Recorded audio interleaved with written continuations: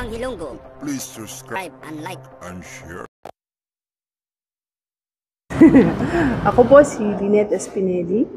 I am the Chair and President of the Rotary Fellowship of International Voices and Performing Arts. Ano po yan? Kami po ang kauna-unahang Rotary Fellowship na pinanganak dito sa ating bansa. So, we are very proud that we are Filipino. Kaya po kami ay magkakaroon ng kauna-unahang fundraising concert dito po sa Metropolitan Theater on September 19, 2024 for polio. So, ano yun? Bakit, tatanungin mo kuya, bakit yun ba ang aming beneficiary? Kasi, ang pag-asa, sabi ni Gat Jose Rizal, ang kabataan, ang pag-asa ng ating bayan. Paano na magkakaroon tayo ng kabataan kung hindi natin sila tutulungan? Sa ngayon, our PIBPA, what we call our group is our PIBPA. Gusto naming educate not only yung mga nanay, but also the Filipino people na ang kailangan natin ay ma-eradicate ang polio. Meron kayong tanong? So, yan po ba yun na yun, ma'am, yung training? Tinig, kultura at pag-ibig. Ang kasama namin dito ay ang Philippine Opera Company, ang Teatro de Salinas, ang Rotary Club of Manila, world-famous choral, and also some of the youth ng Rotary International. Ma'am, kailan pa po ito sinimula itong tinig kultural sa pag-ibig?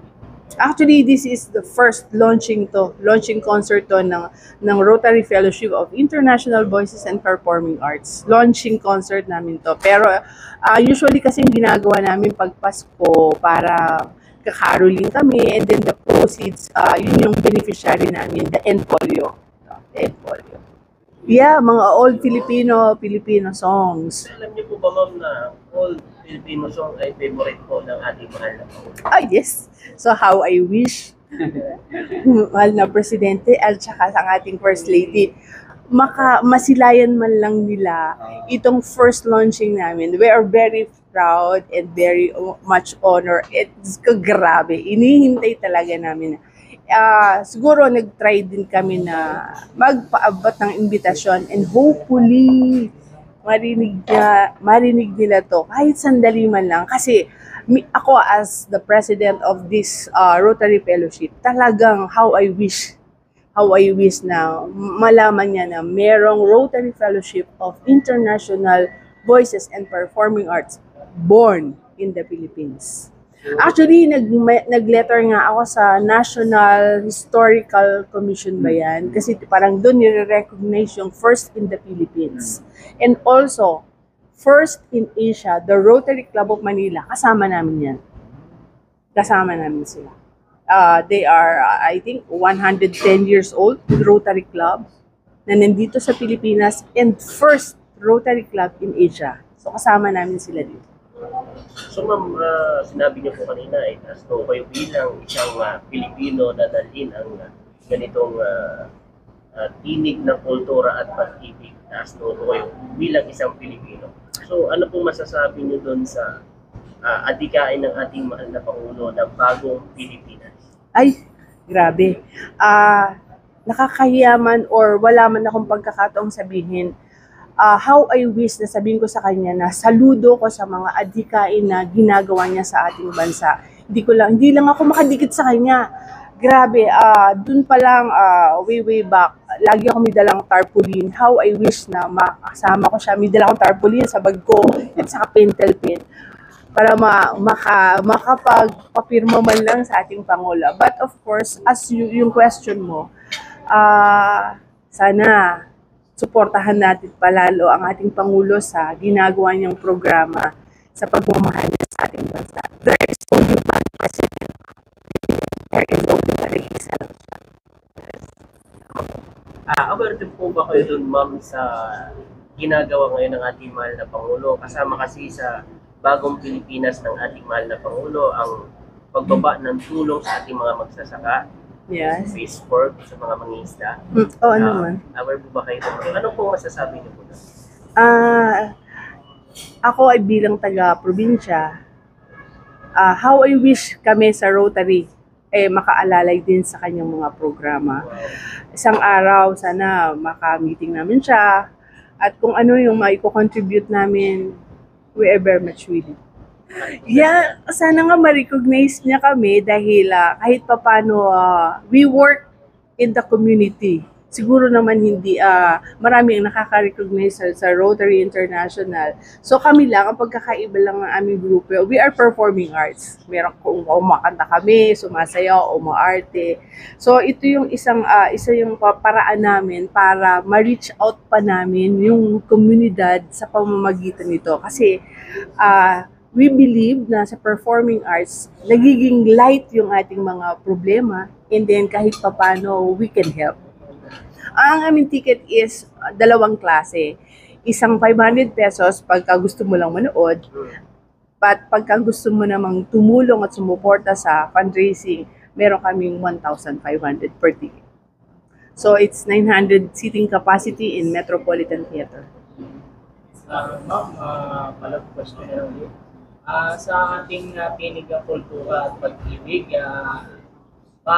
i-invite ba natin yung ating jukebox queen na walang iba ngayon, isang halal na direktor ng PCSO na si Ma'am Imelda Papit? Nag-extend kami actually ng invitation sa kanya and ang sabi niya kung hindi magkakaroon ng conflict sa kanyang schedule, she will come, she will attend, or any member of the family. And very much willing siya tumulong sa atin.